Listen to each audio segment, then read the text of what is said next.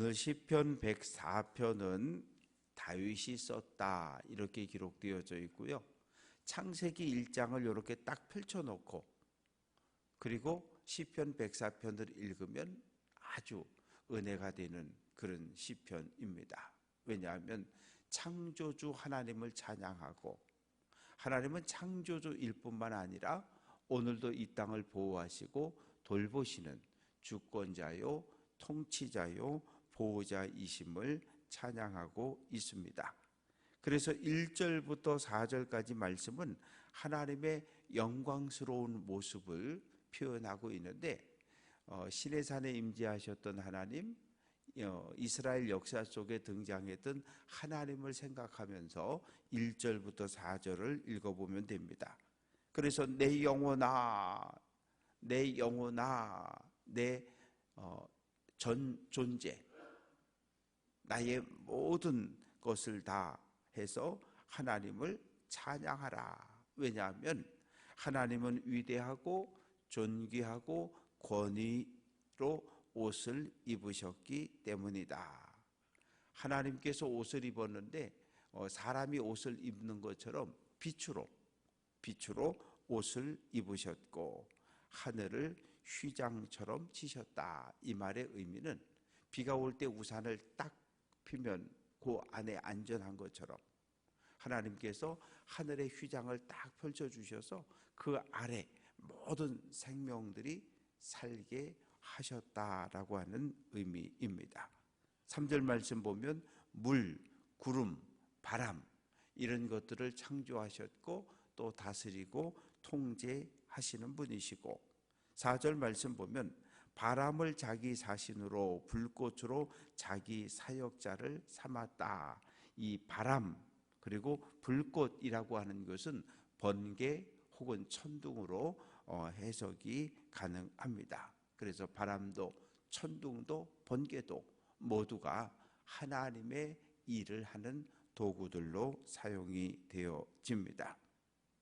이제 하나님께서 이 땅을 창조하셨는데 5절 말씀 보면 땅의 기초를 놓으사 영원히 흔들리지 아니하게 하셨다. 당시 사람들의 지금부터 다윗은 3,000년 전 사람이니까 3,000년 전 사람들이 가지고 있었던 과학에 대한 이해는 어떠했을까? 땅의 기초를 놓았다라고 하는 것은 당시 사람들은 땅이 평평하다고 믿었어요. 그리고 하나님이 이 땅 밑에다가 기둥들을 딱 세워가지고 이 땅을 떠받들고 있다고 생각했어요. 그리고 크고 높은 산들이 하늘을 떠받치고 있다고 생각했고 하늘 위 하늘 거기에 하나님의 보좌가 있다고 믿었습니다.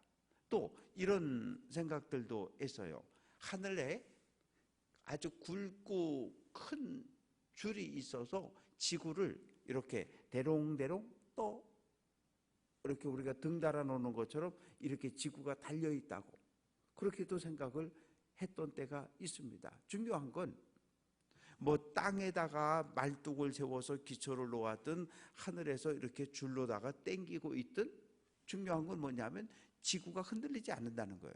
이 땅이 견고하고 안전하다라고 하는 것이 지금부터 3,000년 전 시편이 기록되어진 다윗 시대의 사람들이 가지고 있었던 최고의 과학입니다. 지금 생각해 보면 말도 안 되는 거죠. 그러나 이 성경이 쓰여진 때는 3,000년 전 다윗이었기 때문에 그 시대 사람들이 가지고 있었던 하늘에 대한 이해, 자연, 과학을 우리가 좀 이렇게 생각을 해서 이 시편을 읽으면 그래서 이렇게 썼구나. 그래서 이렇게 썼구나. 분명한 건 이 땅을 하나님이 창조하셨고 이 땅은 안전한 곳, 영원히 흔들리지 않는 곳으로 그렇게 설명을 합니다. 그래서 이 6절의 말씀 보면 옷으로 덮음같이 우리가 옷을 매일 입잖아요. 옷을 입는 것처럼 주께서 땅을 깊은 바다로 덮으심에 물이 산들 위로 솟아올랐다. 이 말은 창세기 1장 2절입니다. 하나님이 빛이 있으라 하기 전에 이 지구의 모습을 표현하고 있는데 땅이 뭐 위에 흑암, 물 아래 갇혀 있었어요. 쉽게 말하면 땅이 이 지구의 모습이 혼돈하고 공허하고 정리가 하나도 안 되는데 분명한 건 땅이 있었고 땅을 물이 덮고 있었고 그 수면 위를 여호와의 영이 운행하고 있었어요.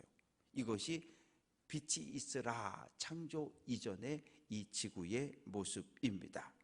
그래서 7절 말씀 보면 처음 모습은 물이 모든 이 땅을 다 덮고 있었는데 7절 말씀 하나님께서 꾸짖으시니 우레소리처럼 꾸짖으시니 물이 물러갔다는 얘기예요. 무슨 말입니까? 바다와 육지의 경계가 생겨났다는 말이죠. 그리고 물은 바다로 갔고 8절 말씀 보면 땅은 오르고 골짜기가 내려갔다. 이 산이 생겼고 골짜기가 생겼고 그래서 9절 말씀 보면 이 바다는 계속 그대로 있는 것이 아니라 뭐 이렇게 싹 바닷물이 나갔다가 또 들어오기도 하고 뭐 만족 뭐 이래가지고 어떤 때는 물이 더 가까이 오기도 하고 그러나 중요한 건 뭐예요? 하나님이 정한 경계를 바닷물이 넘어오지 않는다는 거예요. 이게 넘어오게 되면 문제가 생겨. 어떤 때 태풍, 해일, 지진 이런 일이 벌어졌을 때 바다가 들끓어가지고 육지를 덮쳐버리면 한꺼번에 많은 사람들이 목숨을 잃기도 하고 이런 일들이 늘 우리 주변에서 벌어지고 있는 것을 우리는 볼 수 있습니다. 이제 10절 말씀 보면 하나님께서 골짜기 저 깊은 곳에 샘이 솟아나게 하셨고 이 샘이 솟아나서 골짜기 계곡을 쫙 흘러오면서 그 누가 마십니까? 11절 들짐승도 마시고 들나귀도 마시고 들짐승이라고 하는 것은 길들여지지 않은 야생 동물들을 이야기합니다. 또 이 강가에 세워진 서 있는 나무들 그 나무에 많은 새들이 깃들여서 노래하고 13절 말씀 보면 하나님이 그의 누각에서부터 이 누각이라고 하는 것은 정확하게 당시 사람들이 가지고 있는 하늘의 이해로 보면 하늘에 뭐가 있었어요? 많은 창고들이 있었거든요. 많은 창고들이 그렇게 믿었어요. 그래서 하나님께서 바람 창고를 열면 바람이 불고 비 창고를 열면 비가 내리고 여기서 말하는 구름이라고 하는 건 비 창고예요. 그래서 구름에서 비가 쫙 내리니까 어떻게 돼요? 땅이 결실을 내는 거예요. 싹이 나고 자라고 꽃이 피고 열매 맺고 그래서 14절 가축을 위해서는 풀 사람을 위해서는 채소가 자라게 하시고 15절 사람의 마음을 기쁘게 하는 포도주 또 얼굴에 바르는 감람 기름 사람의 마음을 힘있게 하는 양식을 주셨다. 아무리 키가 크고 힘이 센 사람도 일주일 굶겨놓으면 힘을 못 써요. 그냥 아무것도 못하는데 그럴 때 음식이 들어가면 눈이 바짝하고 힘을 얻는 것을 볼 수 있습니다. 그리고 이제 16절 여호와의 나무에는 하나님께서 이 산에 나무들이 자라게 하셨는데 이 나무들도 뭐가 하늘에서 비가 내려야 자라는 거잖아요. 하나님께서 내려주시는 비로 인해서 나무들이 쭉쭉쭉 자라나는데 어떻게 자라나느냐? 레바논의 백향목처럼 잘 자라난다는 거예요. 이 백향목이라는 나무는 참 독특해요. 레바논이라고 하는 그 산맥 해발 2,000m 이상 높은 고지대에서만 자라는데 그 레바논 국기에 그려져 있는 게 백향목입니다. 그 나라 국기에. 그런데 이 백향목이 똑바로 크는데 얼마큼까지 크냐면 최고 36m까지. 36m면 아파트 한 층을 2m 한 20 뭐 이렇게 계산하면 적어도 한 15층 이상 아파트 그 정도로 큰다는 거죠. 그리고 이 둘레가 본 적은 없는데 12m까지 둘레가 크다는 거예요. 그러니까 이 레바논의 백향목은 다윗 시대에도 그렇고 그 이전에도 그렇고 오늘날에도 그렇고 전 세계에서 가장 값비싼 목재예요. 그리고 껍질을 까면 하얗고, 그리고 거기서 향이 나요. 그래서 벌레가 달려들지 못해요. 예나 지금이나 최고급 목재가 레바논의 백향목입니다. 그런데 그 새들은 그 속에 하나님께서 허락한 나무에 깃들여 집을 짓고, 학은 잣나무에 집을 짓고, 높은 산은 사냥, 이 사냥은 이 절벽이나 계곡, 바위 같은 데를 껑충껑충 잘 뛰어다니는 그런 야생이고요. 너구리는 바위에 집을 짓고, 이제 19절 이하의 말씀에 보면 달에 대한 이야기가 나오는데, 여호와께서 달로 절기를 정하여 해는 그 지는 때를 안다. 우리는 하루를 그러면 아침부터 저녁까지예요. 그러나 히브리인들은 저녁부터 아침까지입니다. 저녁이 되면 하루가 시작이 되는 거예요. 그래서 히브리인들의 시간은 지금도 마찬가지예요. 지금도 해가 넘어가는 시간이 하루의 시작입니다. 왜? 달 때문에 그래요. 여호와께서 달로 절기를 정했다. 이스라엘도 음력 있어요. 달을 기준으로 우리도 음력을 쓰고 있는데 마찬가지입니다. 농사지는 나라들은 태양을 중심으로 절기가 정해지는 게 아니라 뭘로? 달로 절기가 정해져요. 우리도 마찬가지입니다. 그래서 저녁이 되고 아침이 되면 하루라고 말을 합니다. 우리하고 달라요. 그래서 20절, 이 어둠이 몰려오면 밤이 되고, 밤이 되면 깊은 산 속에 짐승들이 하나둘 나와서 밤새도록 잡아먹고, 그리고 새벽이 되면 굴 속에 들어가서 자고, 그러면 사람은 어떻게 돼요? 해가 뜨면 사람은 일어나서 나가서 일을 하는 겁니다.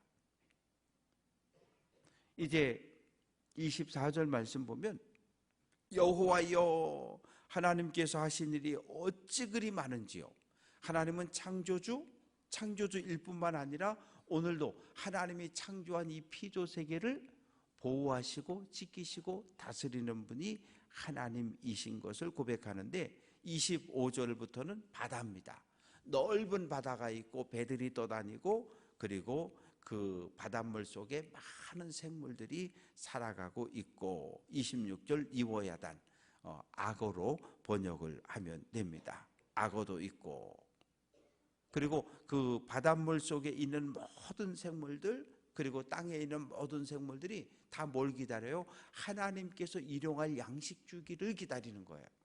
하나님께서 일용할 양식을 허락하면 받아 먹고 행복하고 기쁜 거고. 그러나 29절, 주께서 낯을 숨기신 즉 그들이 떤다. 하나님이 얼굴을 휙 돌려버리고 먹을 양식을 주지 않으면 그들은 소리 지르고 두려워 떨고, 하나님께서 그들의 호흡을 거두시면, 숨을 거두시면 죽어 먼지로 돌아간다. 그래서 하나님은 창조주, 또 통치자, 그리고 죽고 사는 모든 생명의 주권자가 바로 하나님임을 고백하고 있습니다. 31절부터 35절까지 말씀 속에는 창조주 하나님을 찬양하라는 거예요. 왜? 32절, 땅이 진동한다는 건 지진, 산들을 하나님께서 만지니까 연기가 났다, 화산이 폭발하고. 그러니까 지진, 화산, 이 땅에 일어나는 모든 일들은 하나님의 손에 있으니 창조주 하나님을 찬양하라. 그래서 33절 말씀 보면 평생토록 태어나서 숨이 끊어져 하나님 나라에 돌아가는 그날까지 하나님을 찬양하라는 거예요. 호흡이 있는 자들아 하나님을 찬양하라. 하나님께서 우리에게 넣어주신 하나님의 생명의 숨이 끊어지는 그날까지 하나님을 찬양하고 하나님을 예배할 것을 우리에게 명령을 합니다. 그래서 35절 말씀 보면 죄인들을 땅에서 소멸하시며 악인들을 다시 잊지 못하게 한다. 하나님은 하나님 말씀에 순종하는 의로운 사람들은 복주지만 하나님을 대적하고 하나님 없이도 살 수 있다고 생각하는 악인들, 교만한 자는 하나님께서 공의로 심판하신다. 그러니 모든 것은 하나님의 손에 맡기고 우리가 할 일은 하나님을 찬양하라고 우리에게 권면합니다. 말씀을 정리합니다. 우리는 살아서 이게 숨을 쉬는 거, 이걸 너무 값없이 생각을 하는데 대단히 중요한 거예요. 어머니의 태에서 끊어지고 이 땅에 태어나는 그 순간부터 우리는 숨을 쉬고 살아요. 태어나면서부터 숨을 쉬다 보니까 호흡하는 것을 그냥 하는 건 줄 알아요. 그러나 중환자실에 입원해서 산소 마스크를, 산소 호흡기를 사용해 본 경험이 있는 분들은 숨을 쉬는 것이 얼마나 감사하고 얼마나 소중한지 분명하게 알아요.